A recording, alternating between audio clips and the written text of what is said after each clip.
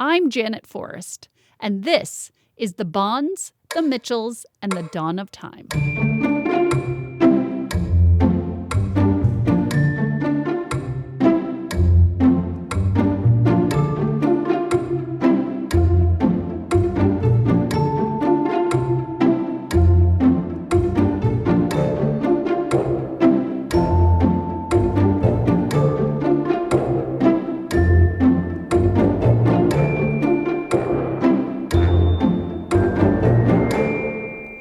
Episode 4.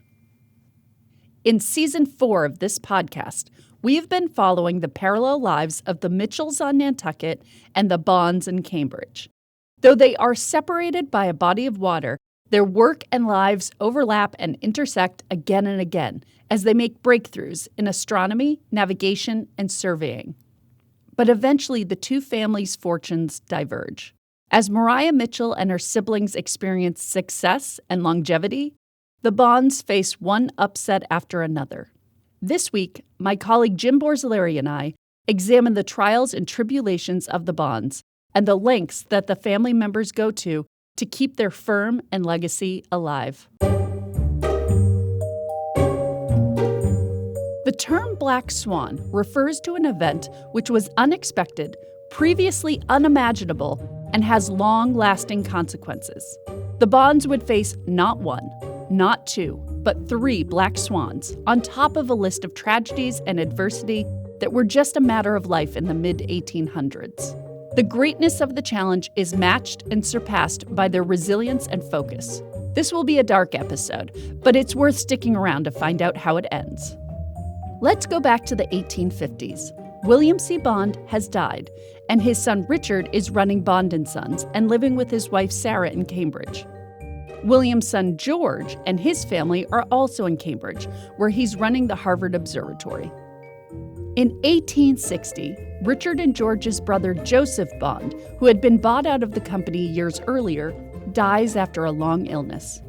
Beyond their personal troubles, there are national factors at play.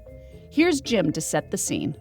Between 1859 and 1866, America is going through some profound transitions. Obviously, there is a Civil War. This would have a profound impact on the Harvard Observatory. A lot of the funding is reduced. Private donations dry up. And George, who inherits the observatory, discovers that his father had been making up many shortfalls from the family business income, which was something he couldn't do.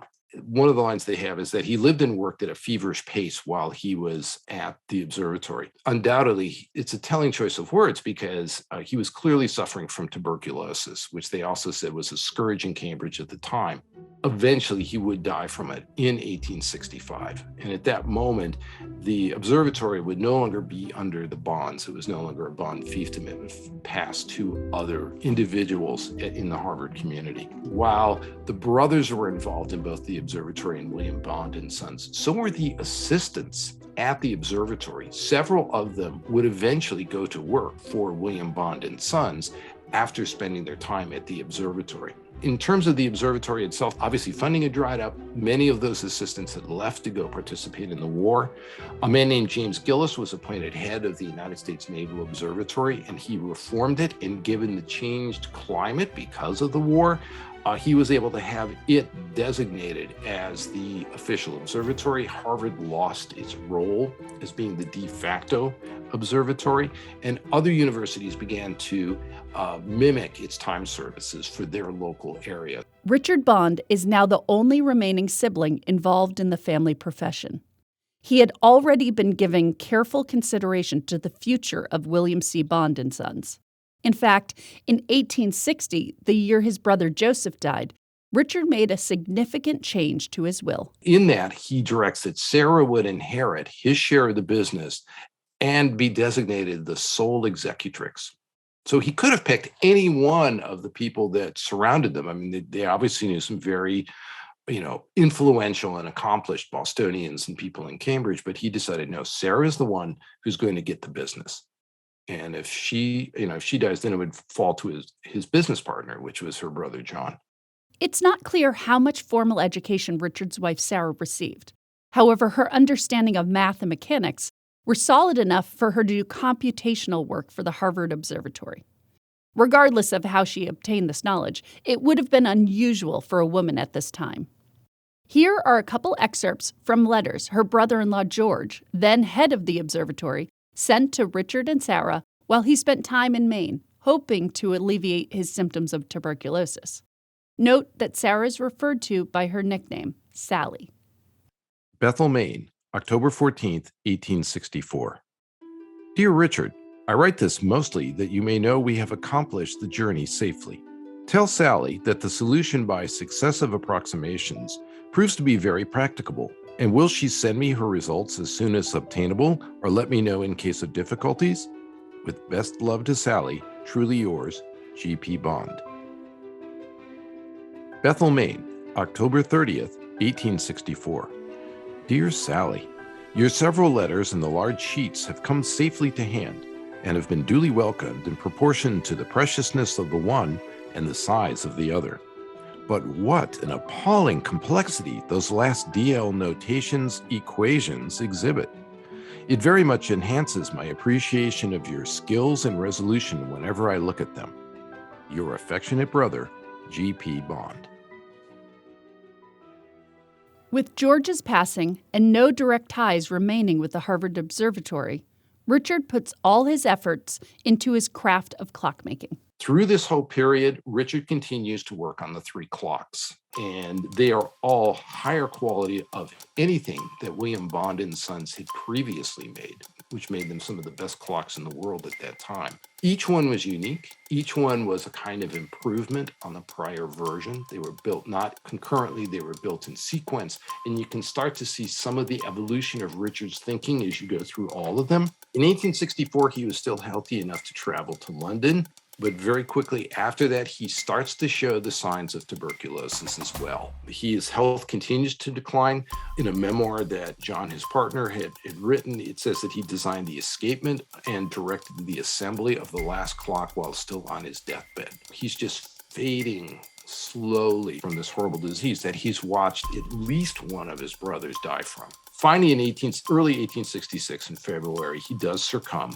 And at that moment, over the past 8 years, William Cranch Bond and all three sons have died. They've wiped out the core of what was the Harvard Observatory, as well as leaving William Bond and Sons more or less empty, with only Sarah and John Morton to carry on the work. And of these 7 siblings of the 7 children that William Cranch Bond had, only one, Selena Cranch Bond, would live past the age of 40. And most seem to have died of tuberculosis. Though this seems exceptionally tragic by today's standards, tuberculosis and other illnesses were everywhere and mostly untreatable. Most people would die of an infectious disease. They didn't know what caused it. Some of their treatments were ill-advised by contemporary eyes. They didn't understand it was a bacillus. Germ theory didn't even exist. They wouldn't identify the bacillus until 1882, and there really wouldn't be a viable treatment until the 20th century. As horrible as it is to think about, to have 6 out of 7 children die before the age of 40, that wasn't that unusual. In accordance with Richard's will, Sarah Apthorpe Cunningham Bond, now a widow and single mother of 3, takes his place at the firm and co-partners with her brother John Morton Clinch. She has now assumed her late husband's control of William Bond and Sons with really one goal.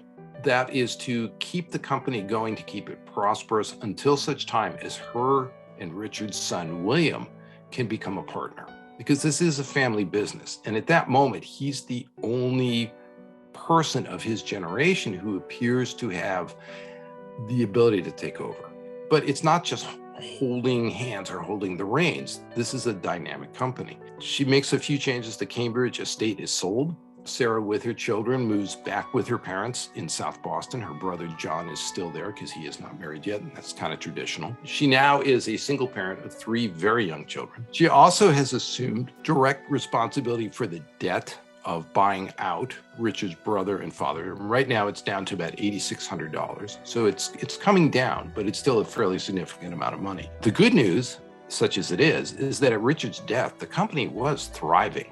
It still had an outstanding reputation. The post-war economy was starting to kick in. Railroads were going west, and they all needed chronometers for their business. And there's also a bit of revitalized international shipping. Maybe the American maritime industry never would recover, but from an international basis, there was still a tremendous number of ships being built. In terms of the workmen themselves, most came from England or Switzerland, as I mentioned. Interestingly enough, most brought their own tools. They were highly compensated for that time. They were making about $18 a week, which would be very, very good wages at the time. The firm itself was coming into the news again. The last clock that Richard worked on, it was called 394, they were numbered, was displayed at the Paris exhibition of 1867. It was assembled and demonstrated by a former HCO assistant who was now working for William Bond and Sons. This is a man named Augustus McConnell. He was Harvard educated, which gives you an idea of the quality of the workmen that were in the shop at that point. And this clock was more refined. That the escapement of this clock, the actual mechanism, the control, how it's keeping time, was more sophisticated than anything anyone had ever seen before, and it wins the silver medal. Interestingly enough, when you look at the newspaper readings, it first gives it to Sarah. She has this corrected to what it's now officially designated as, which is earned by William Bond and Sons. And you can actually see the medal over at Harvard in their museum. They weren't just holding the reins. Sarah wasn't just kind of keeping everything on autopilot.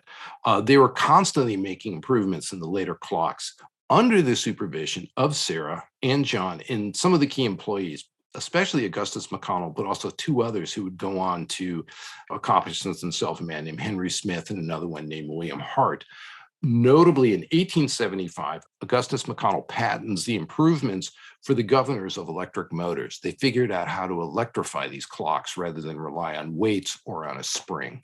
So they're really still embracing any new technology as it comes along. In 1869, we know that there are about 12 highly skilled workmen in the shop. That was probably the high point. In 1870, an opportunity did arise. There was another firm called Simon Willard and Sons, who was another watchmaking company. They were shutting down, and there was an opportunity for Sarah and her brother to buy the inventory. Now, it was extremely expensive. It would have been about $16,000. They already had $8,000 or $9,000 in debt to begin with. So this was certainly going to add to it, but they made the decision that it was worth their while to buy this inventory. It was financed through a Boston attorney named Abraham Jackson, who is very prominent, and he specialized mainly in trusts for widows and orphans. So he was considered to be very safe, very conservative, and very responsible. While all documentation and writing makes it unmistakably clear that Sarah was critical to the functioning of the firm, again and again, she attempts to minimize her role. She would write a paper in 1875 where she says, "My role was simply as bookkeeper and ciphering of the chronometers." But I think that's a bit disingenuous. Richard obviously thought well enough of her to make her the sole executrix and also to inherit the business back in 1860. So she clearly had some abilities. Because of Richard's slow decline, they had plenty of time to have some fairly serious, if painful, discussions about how to handle the business, what you should do if something happens, what opportunities you should take advantage, what would constitute an acceptable amount of debt.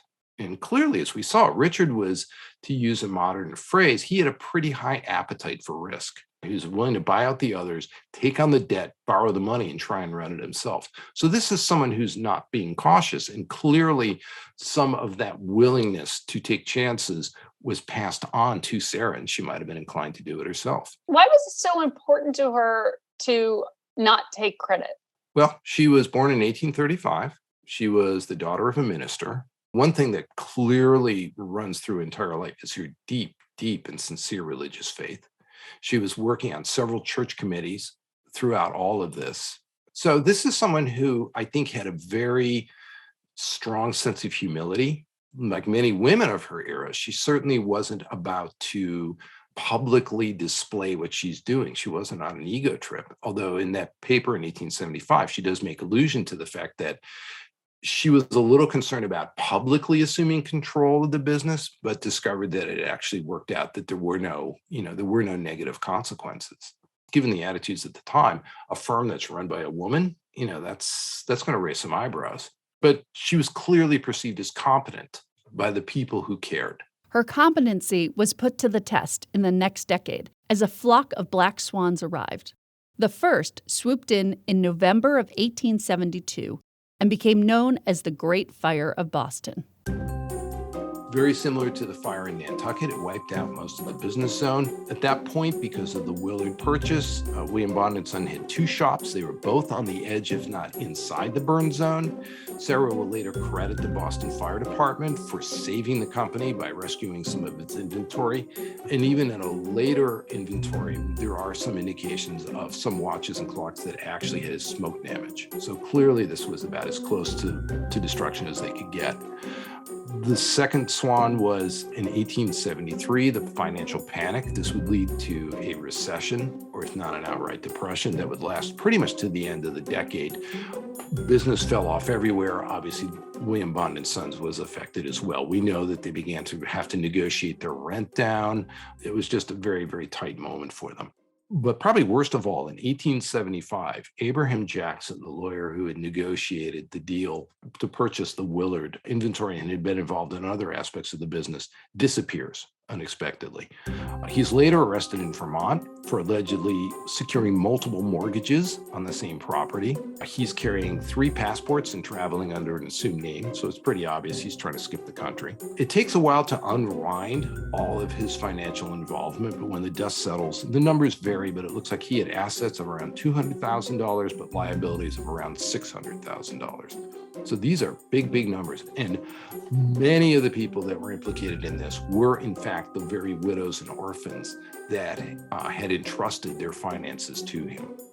For Sarah and the business, it was pretty horrific. There was a $40,000 exposure on their end. $31,000 was for William Bond & Sons and another $10,000 to Sarah directly in terms of cash and stock. She had also, as under William Bond & Sons, they had co-signed some notes for Jackson under the assumption that these were going to be safe investments. They were not. They had also mortgaged Joseph Hart Clinch's house in South Boston. So that was actually sold at auction. They were able to buy it back, but it was a near thing. There was also an impact to Selena Cranch Bond, the surviving daughter of William, as well as the 2 daughters of George, who had been orphaned by his death. We're not sure if it was directly because of any investments they might have made in William Bond & Sons. It's probable that Selena inherited the note that had been given to her father as the sole survivor. As far as the daughters of George, we know that suddenly they applied for roles as teachers, something they had not been doing up to that point. In terms of William Bond & Sons, in 1875, the company goes into receivership. The creditors move in. There's a forced sale of the inventory in 1876. Fortunately, and again, as we've noted, it's good to have friends. 4 old friends of the Bonds as well as the Clinches come forward. They lend about $1,000 each to the firm so they can buy back some of their inventory and keep the place going. So the firm lives on, but obviously any personal investments, any savings Sarah had are gone. The firm has basically his inventory and not much else. They have to move from their current location to a new location just because the rent is cheaper. If that weren't enough, Sarah's daughter, Edith, starts coming down with tuberculosis.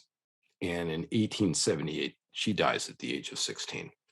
In less than a decade, Sarah would bury her husband and her daughter and oversee the family firm through a major fire, an economic depression, and a financial scandal. It's against this background that in 1875, a paper is presented at the Second Women's Conference, presided over by Maria Mitchell, written by Sarah Bond, that is titled, Employments Open to Women. Here is an excerpt from the letter, and you can find the full paper in the show notes. There is one point concerning my entrance into this business that I think might really be of some use, even to those who may never, like me, be thrown upon their own resources. That is, that I could not have done it without previous training, not only in mathematical but mechanical, which training I went through from choice, when there was no reason to apprehend that I should ever be obliged to put it to practical use, simply from the desire to understand and share my husband's pursuits. When I knew the necessity, it would have been too late to acquire it. While during my whole married life, my acquaintance with the details of the business enabled me to judge when I might spend freely and when and why I should save. thus sparing us a fertile source of trouble and discord. I don't think there's any self-pity per se, but it's clearly written by someone who, as she says, she was kind of thrust into this business. She wasn't looking to run the business. She would have been perfectly happy, as she says, in the domestic sphere, which of course at the time includes school, church. It's not just being at home. If she hadn't experienced so many unexpected tragedies, would this still be a borderline discouraging paper, or would it have been more aspirational? It feels somewhat discouraging, but maybe that's because we know the background. If I was there in the audience and I heard this paper, I would say it's almost aspirational more than it's discouraging, but it's clearly written by someone who's saying you may be put into this position even if you don't want it. And if you are, here are some things you can do to make sure that you will be successful. Above all else, Sarah's main motivating factor to keep the firm alive was her son Willie, who had yet to obtain the education and maturity for full partnership. In 1876, Willie enrolls at the Massachusetts Institute of Technology's School of Mechanical Arts. Now, this is a 2-year program designed to train factory technicians and shop managers. It's not considered a baccalaureate program. The students are registered as what are called specials. So it's really for very, very, very highly trained technicians, highly trained mechanics. Upon completion of his studies, Willie is set to travel to Europe to continue his training. Leading up to this trip, Sarah and her brother John have been carefully considering Willie's readiness to join the firm. On Christmas Day in 1881, which happens to be Willie's 21st birthday, Sarah writes Willie a touching letter announcing their decision. Here's an excerpt from that letter, which was donated by the family to the Harvard Library. You can read the full letter in the show notes. My dear, dear son, it was one of the deepest regrets that your father felt in leaving us, that he would not be able to give you the thorough training in the business that he and his father had each received in turn from their fathers, and which he knew it would be impossible for me to obtain for you. We thought it would give you a better position and many advantages to go as a member of the firm, and we have finally decided to give you, as our united birthday present on this Christmas morning, when you pass the boundary line between youth and manhood, a partnership in the firm of William Bond and Sons. Your loving mother, S.A.C. Bond. After his time in Europe, Willie returns to America and settles in Malden. In addition to his work at the firm, he becomes involved in the bicycle community, which was a big thing back then. Compared to the decade of black swans in the 1870s, business is going more smoothly for Bond and Sons. There is still plenty of demand for the American Method device, clocks, and chronometers. However, Sarah's personal finances never recovered from the many setbacks of the previous decade. So even though she remains a partner at the firm, she seeks outside employment as a librarian at the Harvard Library and is also contracted to catalog the Bedford, Massachusetts Library. The business keeps along, and in 1889, a decision is made to essentially get out of the manufacturing side of the business because John and William have looked at it, and I assume it's with Sarah's concurrence to at least some level. Every dollar that they're spending on manufacturing is costing them $2 to $3 in just plain retail, that they know the products, they can import them. They're good enough now that it's just not worth it to build it. And that's the direction they take. Sarah officially surrenders her partnership in the firm, and it is now run solely by her son, William, as well as her brother, John. Sadly, in 1894, Mary Bond, her other daughter, dies also of tuberculosis. She had been pursuing a career in something called the Sloyd, and that's SLLOYD vocational movement. This was a process where you would teach young people to build a box or something, and that would sort of give them the skill set. You would then use that to work on other skills that were adjacent to construction. So again, this is part of the vocational movement, so it's very much in line with what the family was pursuing. In 1896, Sarah revises her will for the last time. She leaves everything to her one surviving child, that's William. She also directs that her funeral be as simple and unpublicized as possible. By the year 1900, Sarah and William are the only survivors of their immediate family. And after spending most of their lives in Boston, Both find themselves on Nantucket. Sarah is hired by the Board of Trustees of the Nantucket Atheneum to recatalog their collection using the Dewey Decimal System. If you want to know more about this impressive task, check out Season 2, Episode 7, where Jim and I delve into the story with historian and librarian Betsy Tyler. It's worth noting that the Atheneum's 1841 catalog was created by none other than Maria Mitchell. At the same time Sarah's plugging away at the library, William is on Nantucket for an entirely different reason. William gets married to Sally Rogers, a young woman that he met in Malden. He's 39 years old, and you have to wonder if just the amount of death in his family caused him to kind of avoid making a commitment. That might have been a factor. Sally comes from Nantucket royalty. She's the great-granddaughter of Zenas Coffin, who was perhaps one of the wealthiest merchants on the island in the early 1800s. And Sally's grandmother still lived at a house on Main Street. William's arrival is noted in the paper, and his marriage to Sally earns himself a place in the Barney Genealogical Survey. So if you go out to the Barney Survey, you'll see him there. Perhaps because of that Nantucket connection, it sort of explains why, when you read the director's minutes at the Atheneum for the hiring of Sarah Bond to do the 1900 catalog, it seemed to go out of its way to say she is extremely qualified and she is extremely knowledgeable. I think they're just trying to sort of forestall any kind of perception of favoritism. In 1908, John Morton Clinch dies, leaving William the sole remaining partner in the firm. And in 1914, Sarah dies as well. Per her instructions, it's a very simple ceremony. There's no obituary, which makes tracking her life a little bit difficult.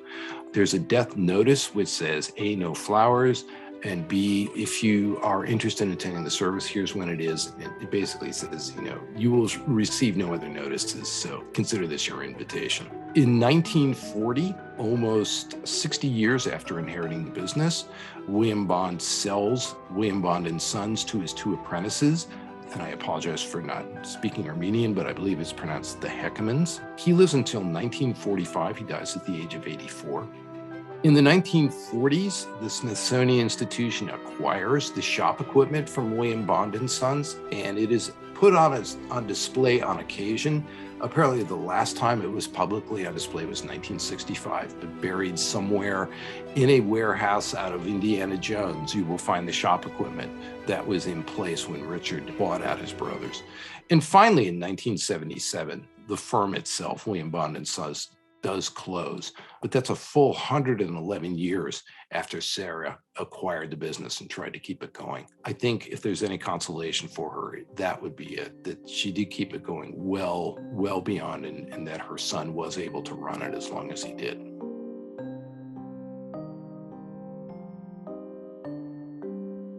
Next time, we will pick up where we left off with Maria Mitchell and learn how her career rolls out after discovering the comet. She was the first woman allowed into the Vatican's observatory. It took 2 weeks and suggestion of she wear pants, because maybe they would let her in if she was wearing pants. And she was only allowed in during the day, but that's when she met Father Secchi face to face. This has been a production of the Nantucket Atheneum. It was written, edited, and narrated by me, Janet Forrest. Special thanks to the Atheneum's Reference Library Associate, Jim Borzilleri. Please check the show notes for more information and sources on the research. If you enjoyed this podcast episode, please rate, review, and subscribe. It helps others find the show. If you really enjoyed it, please share it with a friend or a colleague. The Nantucket Atheneum is located at 1 India Street in Nantucket, Massachusetts. We would love for you to stop by. You can visit us online at nantucketatheneum.org. Stay tuned for our next episode of The Bonds, the Mitchells, and the Dawn of Time.